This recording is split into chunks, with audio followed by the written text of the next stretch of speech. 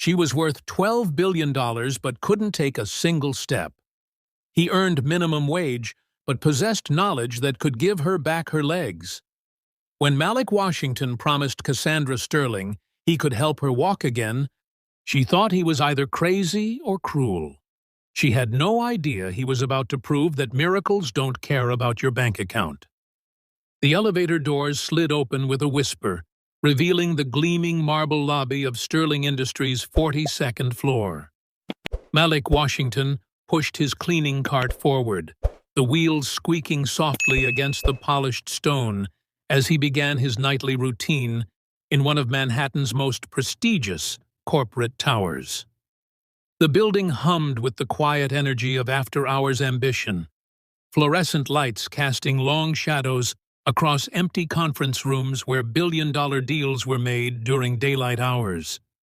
He had been working these floors for 3 years, invisible to the executives who rushed past him during the day, their designer shoes clicking against the marble in rhythms that spoke of urgency and importance. But Malik didn't mind being invisible. It gave him time to think, time to plan, time to dream about the future he was building one night shift at a time.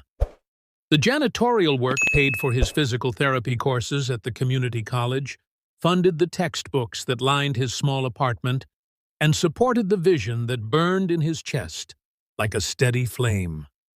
The sound of wheels against marble made him look up from his work. Cassandra Sterling emerged from the executive elevator, her wheelchair moving with the practiced efficiency of someone who had long ago mastered the mechanics of mobility. Even at 11 o'clock at night, she carried herself with the poise that had made her one of the youngest billionaire CEOs in the country. Her dark hair pulled back in a style that was both professional and elegant, her eyes sharp with the intelligence that had built an empire from nothing. Malik had seen her before, of course. Everyone in the building knew Cassandra Sterling by sight, knew the story of how she had transformed a small tech startup into a global powerhouse worth $12 billion. But he had never seen her like this. Alone, vulnerable, her usual entourage of assistants and executives nowhere to be found. She moved past him toward her corner office, and something in her posture, something in the way her shoulders carried a weight that had nothing to do with business, made him pause in his cleaning. The crash came without warning. A stack of files slipped from her lap as she navigated around a conference table, papers scattering across the floor like fallen leaves. Malik watched as she stopped, staring down at the mess with an expression that spoke of frustration deeper than spilled documents. Her hands gripped the wheels of her chair, knuckles white with tension, and for a moment she looked not like a billionaire CEO, but like a woman carrying burdens that money couldn't solve. "Let me help you with that," Malik said, setting down his cleaning supplies and moving toward the scattered papers.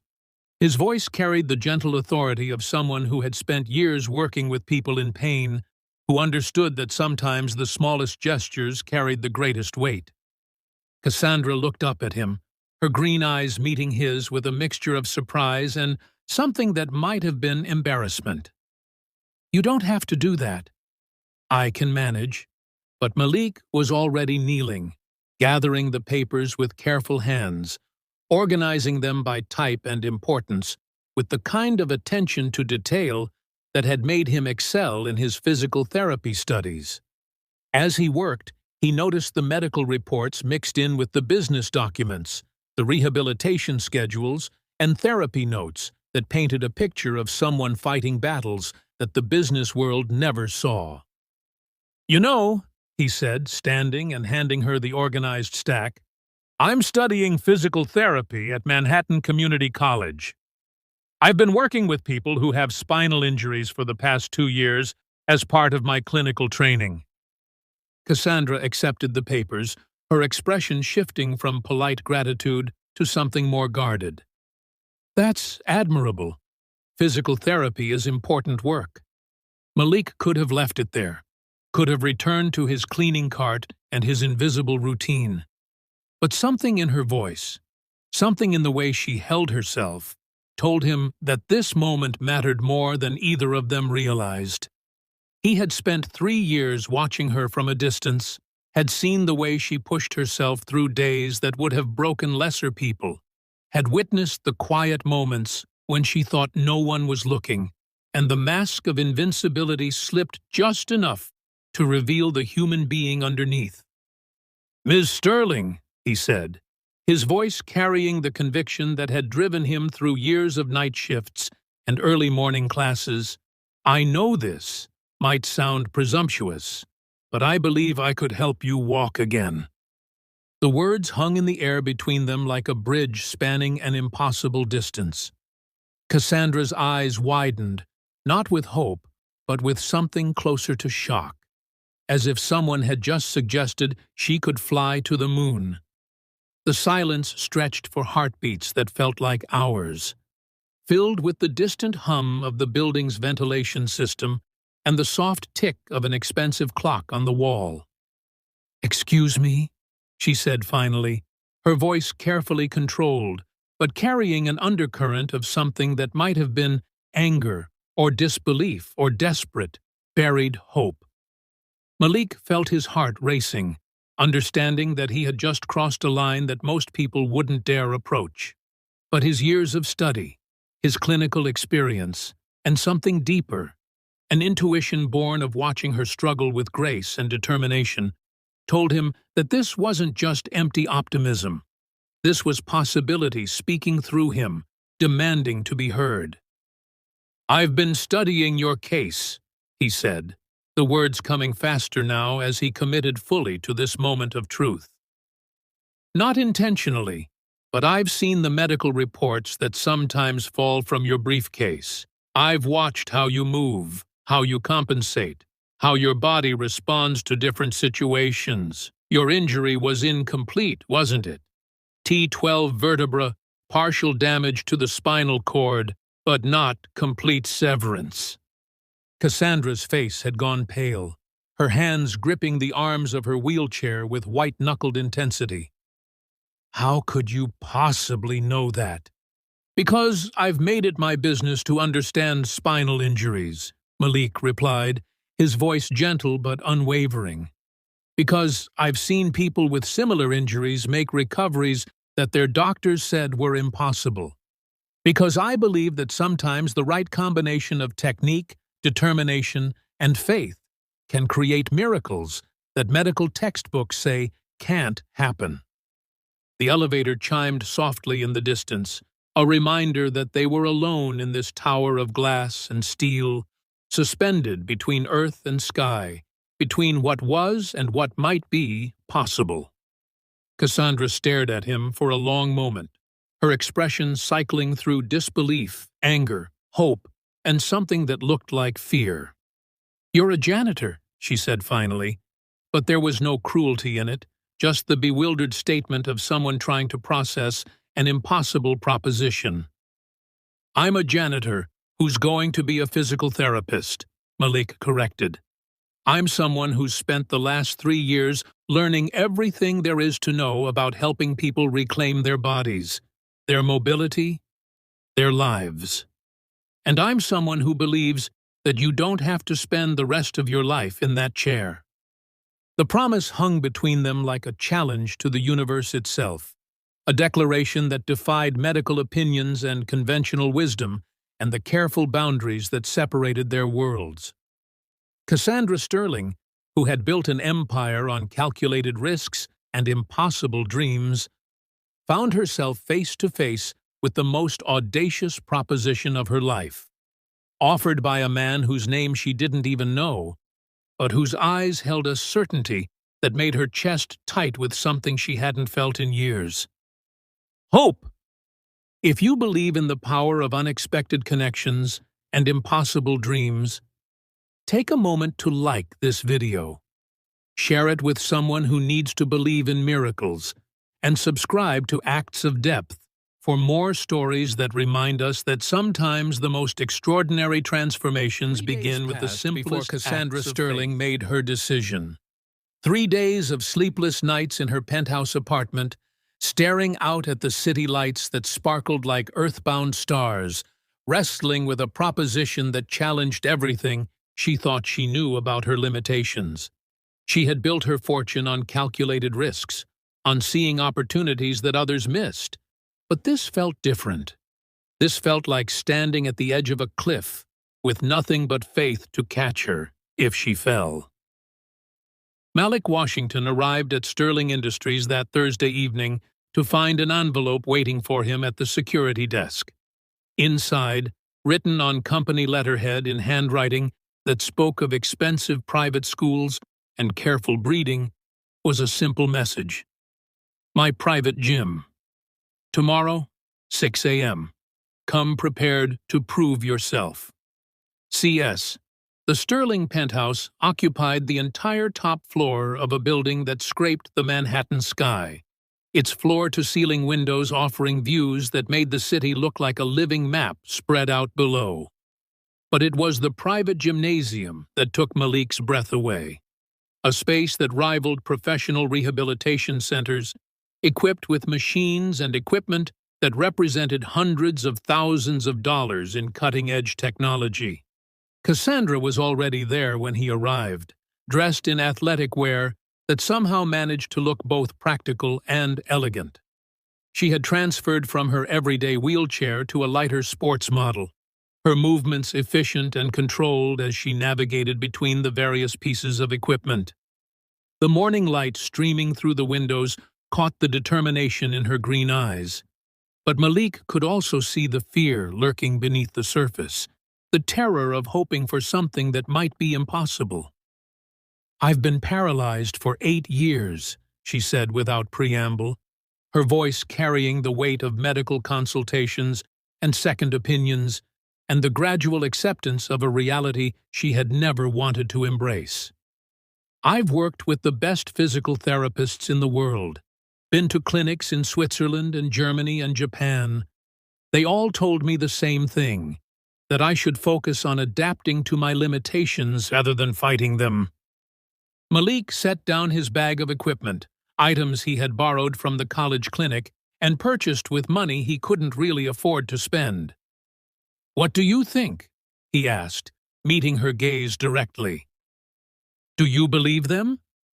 The question hung in the air like a challenge. Cassandra had spent 8 years learning to navigate a world designed for people who could walk, had built an empire while sitting down, had proven that physical limitations didn't have to mean personal limitations.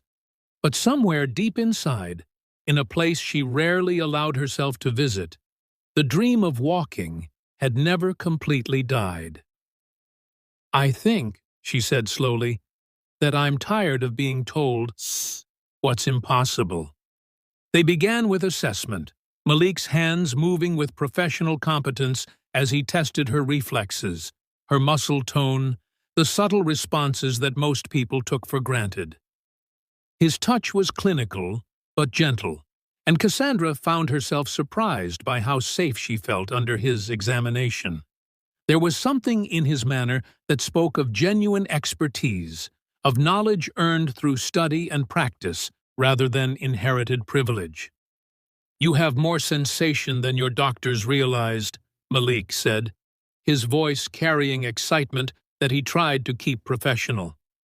Your reflexes are stronger than they should be for someone with a complete injury. The neural pathways are damaged, but they're not destroyed.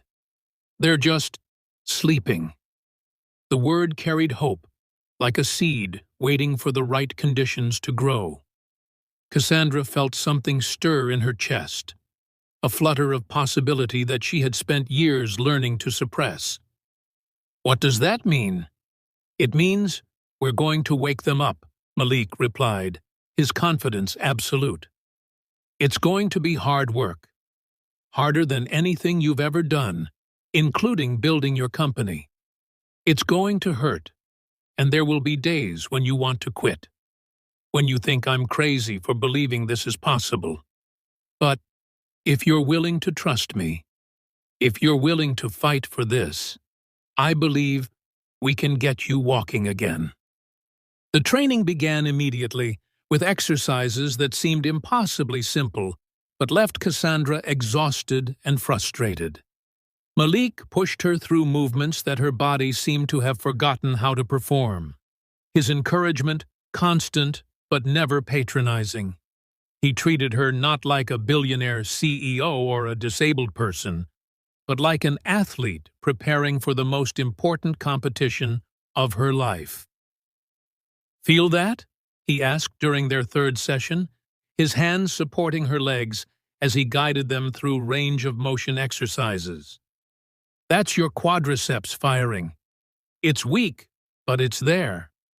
Cassandra closed her eyes, concentrating with the same intensity she brought to board meetings and merger negotiations. And there, so faint she might have imagined it, was a flutter of sensation, a whisper of muscle memory trying to reassert itself. "I felt something," she whispered, her voice thick with emotion she couldn't quite name. "That's just the beginning," Malik said, his smile radiant with shared triumph. "We're going to build on that, strengthen it, teach your body to remember what it used to know." The sessions became the focal point of Cassandra's days. She rearranged board meetings and conference calls around their training schedule, much to the bewilderment of her executive team. Her assistant, Margaret, who had worked for her for 6 years, began to notice changes, not just in her boss's schedule, but in her demeanor. There was something different about Cassandra Sterling, something that looked suspiciously like hope. But it was during their 2-week mark that the first real breakthrough occurred. Malik had been working with her on standing exercises, using parallel bars and his own strength to support her weight as she attempted to bear load on legs that had been passive for 8 years. The work was exhausting, and Cassandra's arms shook with effort as she gripped the bars and tried to maintain her balance. "I can't do this," she gasped, sweat beading on her forehead despite the air conditioning. "My legs feel like they're made of concrete." "Yes, you can," Malik said, his voice carrying the authority of someone who had seen impossible things become possible. "Your legs are stronger than they were 2 weeks ago. Your balance is improving. Your body is remembering. Trust it. Trust yourself." Cassandra closed her eyes, drawing on reserves of determination that had carried her through hostile takeovers and corporate battles. She thought about the little girl she had been, running through her grandmother's garden in Virginia, her legs strong and sure beneath her. She thought about the woman she had become, powerful and successful, but forever seated. And she thought about the possibility that those two versions of herself might not be as far apart as she had believed. When she opened her eyes, something had shifted. Her grip on the parallel bars felt more secure, her posture more confident. And then, for just a moment, so brief that anyone watching might have missed it, her left leg trembled with intentional movement. "Did you see that?" Malik's voice was barely above a whisper, as if speaking too loudly might break the spell. "I felt it," Cassandra replied, tears streaming down her face. "I actually felt my leg move." The moment stretched between them, fragile and precious as spun glass. In the space of that tremor, that tiny rebellion against 8 years of paralysis, everything changed. This wasn't just about physical therapy anymore. This wasn't just about a janitor helping a CEO. This was about two people who had found something in each other that neither had known they were looking for: the courage to believe in miracles and the strength to fight for them together. But, as Cassandra would soon discover, not everyone in her world was ready to celebrate her newfound hope. The whispers had already begun in the boardroom, questions about her judgment and her fitness to lead a company worth billions. And somewhere in the gleaming corridors of Sterling Industries, forces were gathering that would test not just her physical recovery, but everything she had built and everyone she had chosen to trust. The boardroom at Sterling Industries had always been Cassandra's domain, a place where her intellect and vision commanded absolute respect, despite the wheelchair that had become as much a part of her identity as her business acumen. But on this gray October morning, as she rolled through the mahogany doors to face 12 of the most powerful executives in corporate America, she could feel the shift in the atmosphere like a change in barometric pressure before a storm. Richard Blackwood sat at the far end of the polished table, his silver hair perfectly styled, his Armani suit tailored to perfection. As Sterling Industries' largest shareholder after Cassandra herself, he wielded influence that extended far beyond his official title of Senior Vice President. His pale blue eyes tracked her movement with the calculating precision of a predator sizing up wounded prey, and the slight smile playing at the corners of his mouth suggested he knew something that she didn't. "Cassandra," he said, his voice carrying the cultured tones of old money and older privilege. "Thank you for joining us. I know how busy you've been lately with your new interests." The emphasis on the last two words was subtle but unmistakable. Cassandra felt her spine straighten, her business instincts sharpening as she recognized the opening moves of a corporate chess game. She had been expecting this confrontation for weeks, ever since Margaret had mentioned the whispered conversations that stopped when she entered rooms, the concerned glances exchanged between board members who thought she couldn't see them. "My interests, Richard, remain focused on the continued growth and success of this company," she replied, her voice carrying the authority that had built Sterling Industries from a startup into a global powerhouse. "Our third-quarter numbers speak for themselves." "Indeed they do," said Victoria Chen, the chief financial officer whose loyalty Cassandra had once considered unshakable. "But there are concerns about your recent distractions, reports of unusual activities, changes in your schedule that affect your availability for critical decisions." Cassandra's hands tightened on the arms of her wheelchair as she realized the scope of what was happening. This wasn't just idle gossip or corporate politics. This was a coordinated attack, carefully planned and precisely executed by people who had been watching and waiting for any sign of weakness they could exploit. "I'm curious about these reports," she said, her voice dangerously quiet. "Perhaps you could be more specific about what activities you find so concerning." Blackwood leaned forward, his expression a masterpiece of false concern. "Cassandra, we're all aware of your association with the building's janitorial staff, specifically with a young man named Malik Washington. There are questions about the appropriateness of this relationship, both from a professional standpoint and from the perspective of your personal judgment." The words hit like physical blows, each one carefully chosen to inflict maximum damage. Cassandra felt heat rise in her cheeks, not from embarrassment, but from rage at the implications being laid out like evidence in a trial where she was both defendant and judge. "My personal relationships are not subject to board approval," she said, her voice cutting through the tension like a blade. "And I would suggest that anyone questioning my judgment remember that this company's value has increased by 400% under my leadership."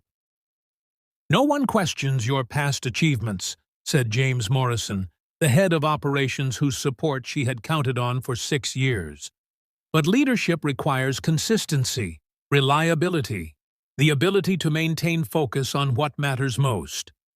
When the CEO of a $12 billion company starts spending her mornings in physical therapy sessions with a janitor who promises miracle cures, it raises legitimate concerns about her state of mind." The betrayal cut deeper than Cassandra had expected. These were people she had trusted, had promoted, had considered allies, if not friends. But she could see now that loyalty in the corporate world was always conditional, always subject to the shifting calculations of power and profit.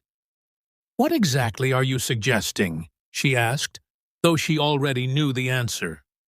Blackwood's smile widened, revealing teeth that were too white and too perfect.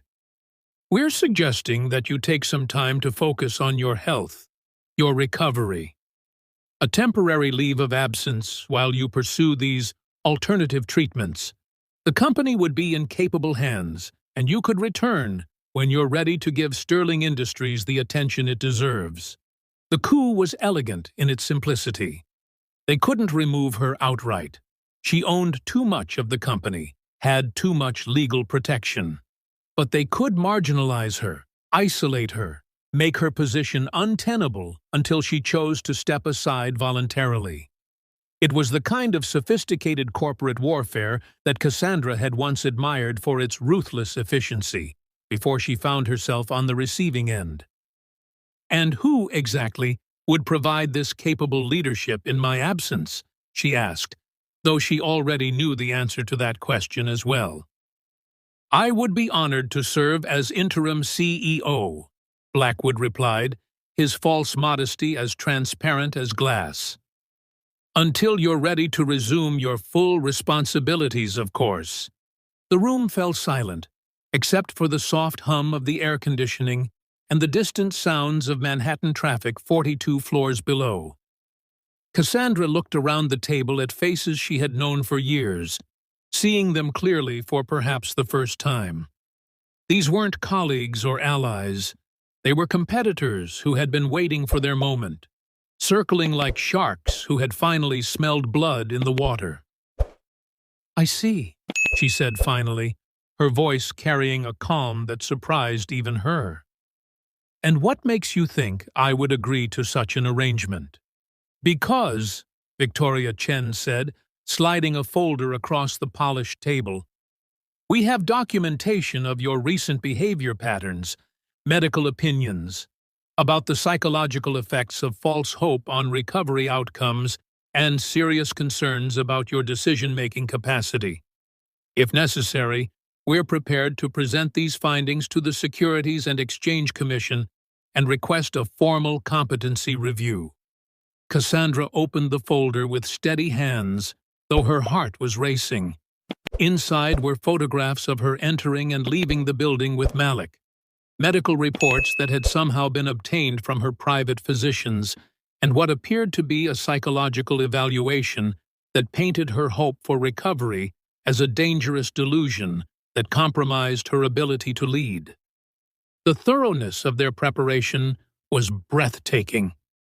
They had been planning this for months, gathering evidence, building their case, waiting for the perfect moment to strike. And they had chosen their timing well. Her relationship with Malik was still new, still vulnerable to the kind of scrutiny that could destroy it before it had a chance to grow. "You've been busy," she said, closing the folder and meeting Blackwood's gaze directly. "I'm impressed by the level of detail in your research." "We take our fiduciary responsibilities seriously," he replied. "The shareholders deserve leadership that is focused, rational, and free from the kind of emotional entanglements that can cloud judgment."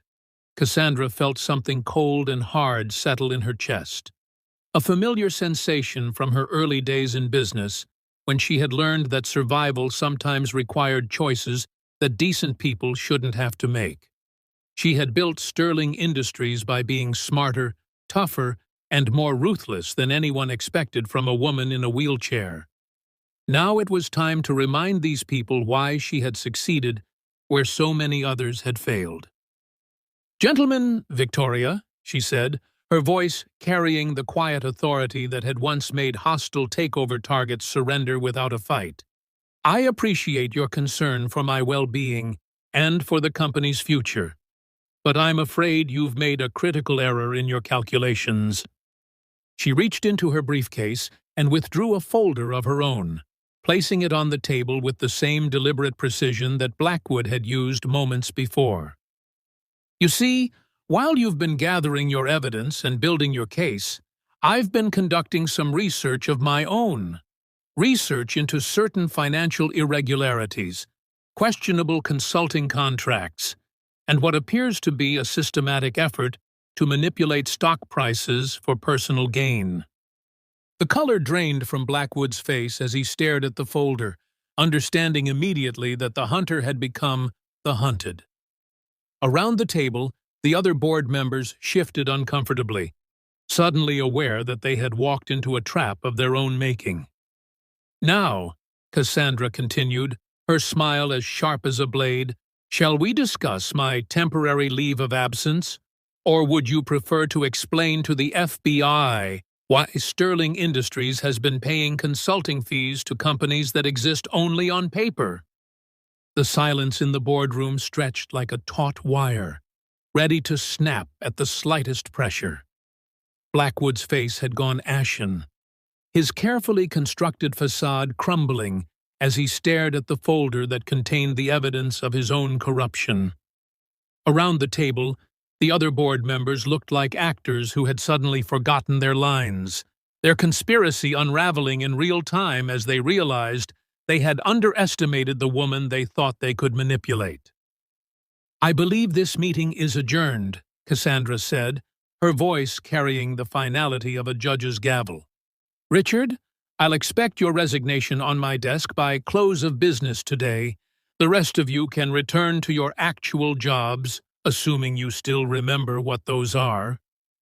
She wheeled out of the boardroom with her head held high, but the victory felt hollow. The betrayal cut deeper than she had expected, leaving wounds that would take time to heal. These people had been part of her professional family for years, and their willingness to destroy her the moment they sensed weakness revealed truths about corporate loyalty that she had preferred not to acknowledge. The elevator ride to the ground floor felt endless, each floor marking her descent from the rarefied air of executive power to the more honest world where Malik Washington spent his nights cleaning the offices of people who would never see him as anything more than invisible help. But as the doors opened, and she saw him waiting by his cleaning cart, his face lighting up with genuine concern when he saw her expression, Cassandra realized that she had never been more grateful for anyone's presence in her life. "Rough day?" he asked, falling into step beside her wheelchair as they headed toward the building's exit. "You could say that," she replied, then found herself telling him everything about the boardroom ambush, about Blackwood's corruption, about the photographs and the threats, and the way people she had trusted had turned against her the moment she dared to hope for something they couldn't understand. Malik listened without judgment, his presence steady and calming, as they walked through the lobby where security guards nodded respectfully to Cassandra, while barely acknowledging either of them. The way the world saw their relationship, the assumptions people made about a billionaire CEO and a night shift janitor who dared to believe in miracles. "They're scared," Malik said finally, as they reached the street. "Not of you getting better, but of what it means if you do." If Cassandra Sterling can overcome something that doctors said was impossible, what does that say about all the other impossible things people have accepted as permanent? His words carried a wisdom that had nothing to do with formal education and everything to do with understanding human nature at its most fundamental level.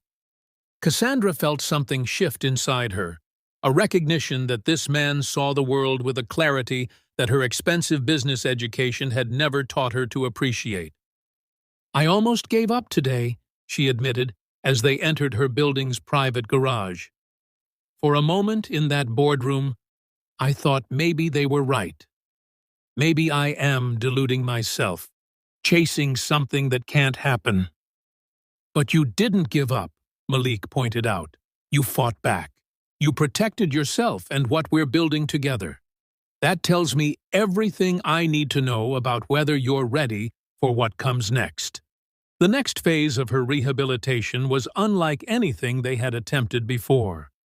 Malik had been researching new techniques, consulting with professors at the college, and reaching out to specialists who were pioneering treatments that existed at the cutting edge of medical science. The exercises were more intense, more demanding, requiring levels of trust and vulnerability that went far beyond the professional relationship they had started with. "I need you to let go," Malik said during a session 3 weeks after the boardroom confrontation. They were working with a new piece of equipment he had somehow acquired, a sophisticated gait trainer that supported her weight while allowing her legs to move through the motions of walking. "Stop thinking about what your body can't do and start feeling what it wants to do." Cassandra closed her eyes, trying to quiet the analytical mind that had served her so well in business but seemed to be an obstacle in this more intuitive process. She could feel Malik's hands guiding her movements, his voice encouraging her to trust sensations that were still faint but growing stronger with each session. And then it happened. Her right leg moved forward with deliberate intention, not just following the machine's guidance, but leading it. The sensation was electric, a connection between mind and muscle that she hadn't felt in 8 years. Her eyes snapped open, meeting Malik's gaze with wonder and disbelief. "You just took a step," he said, his voice thick with emotion. "A real, intentional step." The breakthrough opened floodgates that had been sealed for nearly a decade. Over the following weeks, Cassandra's progress accelerated beyond anything either of them had dared to hope for. The steps became more confident, the distances longer, the support less necessary. Her body was remembering not just how to walk, but how to be whole. But it was during one of their evening sessions, as autumn painted the city in shades of gold and crimson, that something else happened, something that had nothing to do with physical therapy and everything to do with two people who had found in each other a completeness they hadn't known they were missing.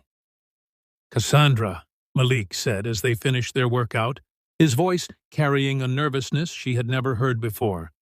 "There's something I need to tell you." She was standing now, her hands resting lightly on the parallel bars for balance, but supporting most of her own weight. The achievement should have been the focus of her attention, but something in his tone made her turn to face him fully. "I know this complicates everything," he continued, his words coming in a rush, as if he was afraid he might lose his courage. "I know the world will never understand it, and I know it makes your life harder than it already is. But I'm falling in love with you, and I needed you to know that before we go any further." The confession hung in the air between them like a bridge spanning two different worlds. Cassandra felt her heart racing, not from physical exertion, but from the recognition of something she had been trying not to acknowledge for weeks. This man who had believed in her when no one else would, who had seen possibility where others saw only limitation, had become more than her therapist or her friend. He had become the person she thought about when she woke up in the morning and the last face she wanted to see before she fell asleep. "Malik," she said, her voice barely above a whisper, "you're not the only one who's been falling." The kiss that followed was gentle and tentative, two people crossing a threshold that would change everything about their relationship and their future. When they finally broke apart, Cassandra was still standing, still balanced on legs that were growing stronger every day, held upright, not just by her own determination, but by the love of a man who had seen her not as a disability or a fortune, but as a woman worth fighting for. "The world is going to try to tear us apart," she said, her forehead resting against his. "Let them try," Malik replied, his arms around her waist, supporting her in ways that had nothing to do with physical therapy. "We've already proven that impossible things can happen when the right people believe in them together." Outside the windows of her penthouse gym, Manhattan glittered like a constellation of dreams and ambitions. A city where fortunes were made and lost, where love stories were written and rewritten according to the whims of fate and the courage of those brave enough to reach for what seemed impossible. And in that moment, standing in the arms of a man who had taught her to walk again, Cassandra Sterling knew that the greatest victory of her life had nothing to do with corporate conquests or financial success, and everything to do with the simple revolutionary act of learning to trust someone completely. 6 months later, Cassandra Sterling walked across the stage at Manhattan Community College without assistance, her steps steady and sure as she approached the podium to deliver the commencement address. The auditorium erupted in applause, but her eyes found only one face in the crowd: Malik Washington, resplendent in his cap and gown. His physical therapy degree finally in hand, after years of night shifts and early morning classes, and the unwavering belief that education could transform not just his own life, but the lives of everyone he touched. The speech she gave that day would be remembered and quoted for years to come, not because of her corporate achievements or her personal wealth, but because of the simple truth she shared about the power of human connection to create miracles that medical textbooks said were impossible. She spoke about a janitor who had seen potential where doctors saw only limitation, about the courage required to hope for something that everyone else had given up on, and about the discovery that the most profound healing often came not from expensive treatments or cutting-edge technology, but from the willingness of one person to believe completely in another. The greatest disability, she said, her voice carrying clearly to every corner of the packed auditorium, is not the inability to walk or see or hear. The greatest disability is the inability to imagine that things can be different than they are. Today, I stand before you not just as proof that the impossible can become possible, but as someone who learned that the most important steps we take in life are not the ones that carry us forward, but the ones that bring us closer to the people who see us not as we are, but as we could become. The Sterling Washington Rehabilitation Center opened 18 months later in a gleaming facility that overlooked the Hudson River, its state-of-the-art equipment and revolutionary treatment protocols funded by the sale of Cassandra's majority stake in Sterling Industries. The decision to step back from corporate life had shocked the business world, but those who knew her best understood that she had found something more valuable than market dominance or quarterly profits. She had found purpose that aligned with her heart rather than just her ambition. Malik served as the center's director of clinical services, his innovative approaches to spinal injury rehabilitation drawing patients and medical professionals from around the world. But it was the personal attention he gave to each case, the way he saw possibility in situations that others had written off as hopeless, that made the center truly revolutionary. Under his guidance, patients who had been told they would never walk again took their first tentative steps, their progress documented not just in medical charts, but in the tears of joy that flowed freely through the facility's bright, hope-filled corridors. The wedding took place on a crisp October morning in the center's garden, surrounded by patients and staff and family members who had become witnesses to a love story that defied every convention and expectation. Cassandra wore a simple white dress and walked down the aisle without assistance, her steps sure and confident as she moved toward the man who had taught her that strength came not from standing alone, but from having someone who would catch you if you fell and celebrate with you when you soared.